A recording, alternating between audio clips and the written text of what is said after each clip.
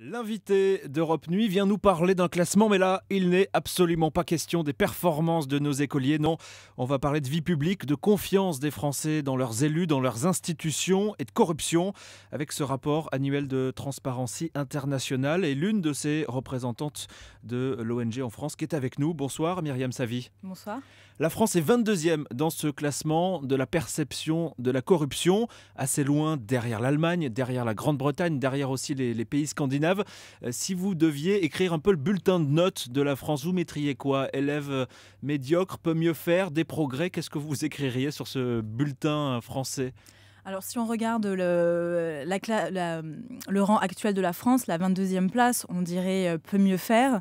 Simplement, le classement de l'indice de perception de la corruption est basé sur différents sondages qui ont été réalisés au cours des 24 derniers mois et souvent, en fait, avant que les nouvelles lois sur la transparence de la vie publique notamment aient été adoptées. Ça veut dire qu'il y a un peu de progrès ces derniers mois, que ça va un peu mieux, que l'élève français se sentir un peu mieux ou une sorte de prise de conscience anticorruption? Tout à fait, c'est les conclusions du rapport que nous avons rendu public aujourd'hui en disant le bilan de l'année en matière de réforme au niveau de la transparence de la vie publique, de la lutte contre la corruption, le bilan est globalement positif.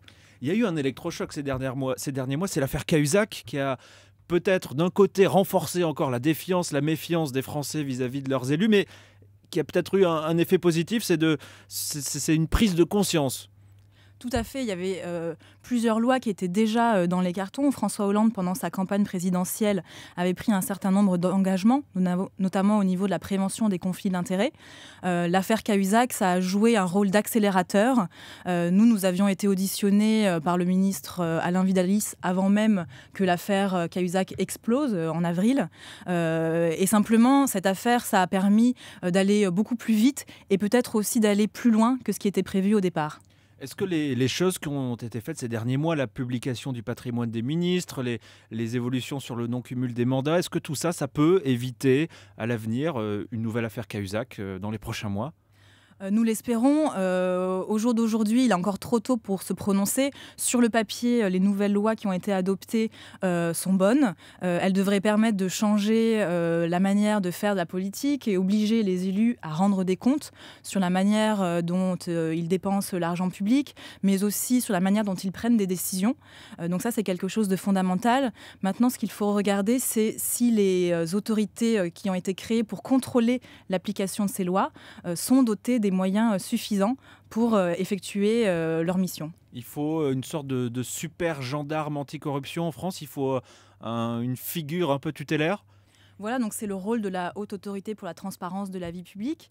On a appris hier le choix de Jean-Louis Nadal comme président probable de cette Haute Autorité. C'est un choix que nous saluons, puisque Jean-Louis Nadal est une personnalité forte, qui est dotée d'une indépendance et d'une liberté d'expression. Donc nous espérons qu'avec cette personnalité forte, avec aussi les moyens notamment en ressources humaines, dont sera dotée cette Haute Autorité, on espère qu'on arrivera à éviter une nouvelle affaire Cahuzac. Là, on parle de textes, on parle de règles et de lois, mais comment est-ce qu'on fait pour faire évoluer les mentalités? Parce que tout part de là également, j'imagine.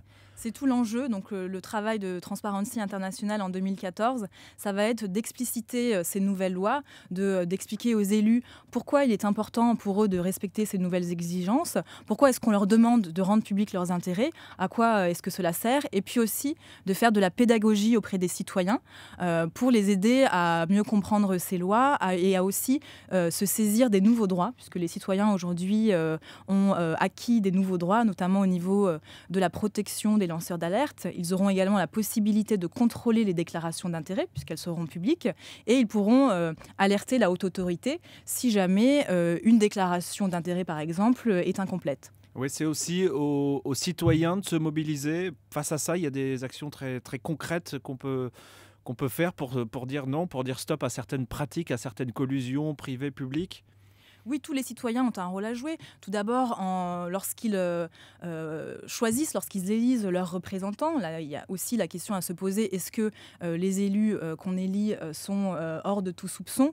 Et donc, par exemple, à l'occasion des élections municipales, nous allons interpeller les candidats pour leur demander s'ils sont prêts à prendre des engagements et, par exemple, à publier leur déclaration de patrimoine, même si la loi ne les y oblige pas. Parce que le tous pourris, c'est un créneau assez porteur pour certains en période électorale. On est en plein avec la perspective des municipales. Il y a quelque chose à faire très directement dans ces prochains mois d'échéance électorale. Oui, c'est de montrer qu'il y a des solutions, que ce n'est pas une fatalité, la corruption est en aucun cas une fatalité, qu'il y a des solutions concrètes, qu'un changement des comportements est possible. Et donc, il faut continuer à croire en la politique plutôt que d'avoir un sentiment de tous pourris et que les choses ne changeront jamais. Dernière question, est-ce que on parlait de changement des mentalités, est-ce que ça se ressent dans les nouvelles générations de chefs d'entreprise, d'hommes politiques, hommes ou femmes politiques d'ailleurs? Est-ce que c'est quelque chose qui se ressent? Oui, il y a clairement un changement au niveau des générations. On voit chez les jeunes députés, notamment les primo-députés, c'est ceux qui qui mettent en avant les questions de transparence, qui ont les meilleures pratiques, qui mettent par exemple en ligne l'utilisation de leurs indemnités, l'utilisation de leurs réserves parlementaires.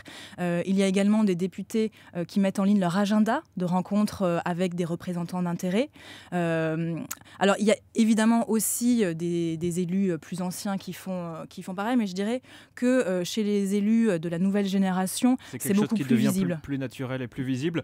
Ça veut dire quoi? Ça veut dire qu'on peut espérer le top 20 pour l'an prochain pour la France au niveau de ce classement anticorruption? Oui, nous espérons. Il faudra faire comprendre aussi à tous puisque l'indice de perception de la corruption, c'est un sondage auprès des milieux d'affaires internationaux. Et donc nous espérons qu'avec tout ce travail, avec toutes ces lois, les investisseurs internationaux verront un réel changement et auront une meilleure perception de la situation en France. On suivra ça pour le classement de l'année prochaine. Merci Myriam Savy de l'ONG Transparency International. Merci d'avoir accepté notre invitation. Merci à vous.